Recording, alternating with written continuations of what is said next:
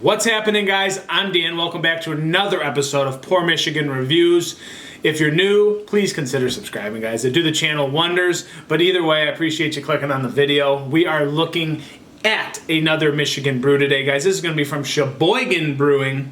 This is the Short Shifter Hazy IPA 1 pint, guys. This is coming in at around $11.49 retail for a 4-pack.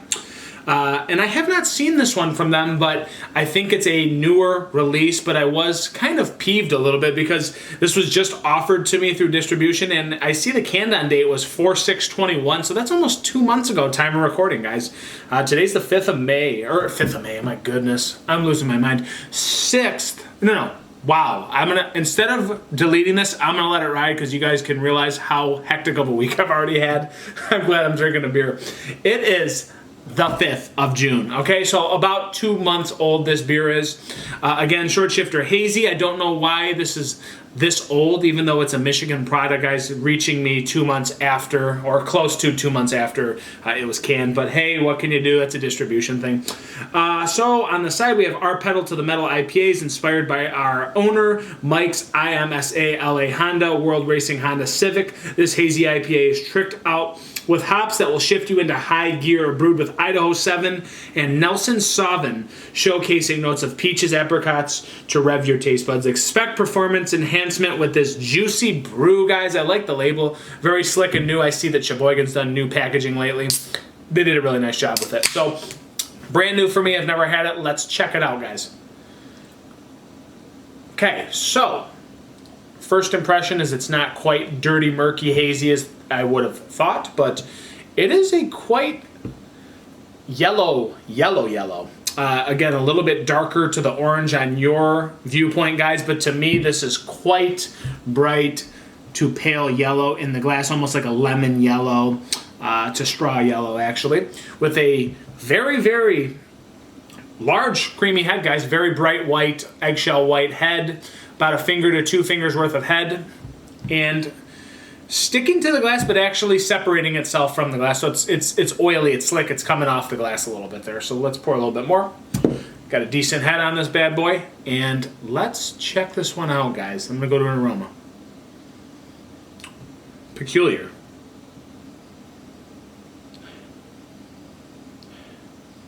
So it's not as tropical fruit driven as I'd imagined, or vibrant citrus. I'm not getting those notes. I'm getting more of like a piney, peculiar smell, really, almost like a berry or something. I mean, it's just pine and berries. If I had to choose a grapiness, I'm not sure what that is. Yeah, so it smells like almost like maybe like a West Coast IPA in a way. I'm not getting bright hazy notes, if you will. It's not typically what I smell in a hazy IPA. But hey, guys, let's check it out. It is going to be a new one from them, so let's see what we're working with.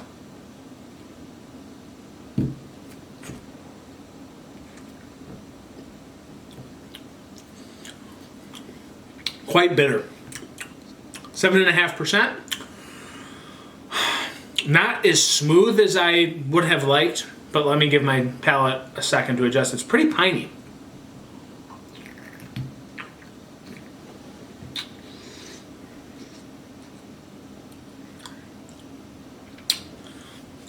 So it's very dried apricot, if that's what they're referring to. I wouldn't say there's like a big juicy factor that comes into play on this one. I'm getting like notes of like lemon zestiness on the front, guys, but it's quite dry. There's no big juicy vibrant tropical fruit notes on this one, so I'm actually a little bit perplexed because that's just not what I expected. Idaho Selvin. If I'm not mistaken, Nelson Sauvin does give me like a grapey kind of vibe, if I remember correctly. Don't quote me on that. But I think it's got that quality from the Nelson hops in here.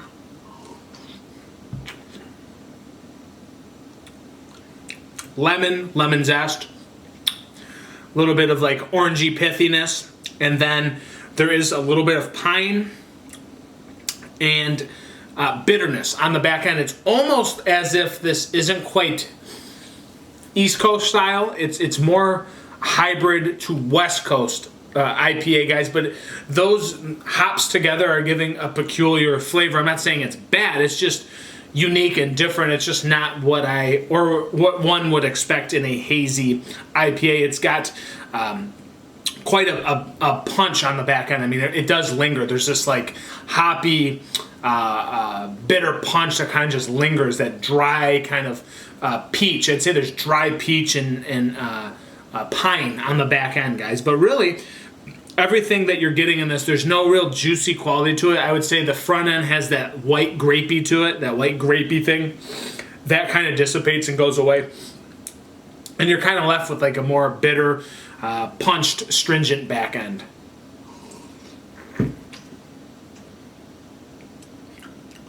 Peaches and apricots, nah.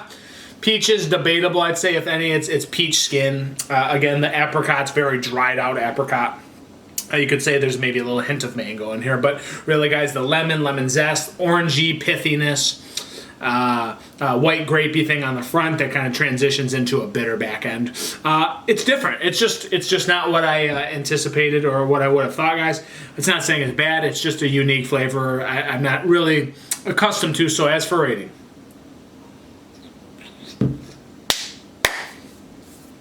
no, 7.5.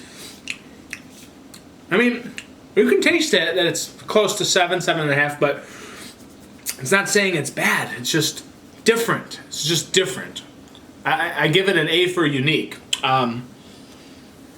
Let's go 3.75 out of 5. Again, guys, it's just one that's different. I will remember this one, but I don't know if I just go around raving about it or saying it's the greatest beer I've had as of late. But I will say it's nice to get a different take on a hazy.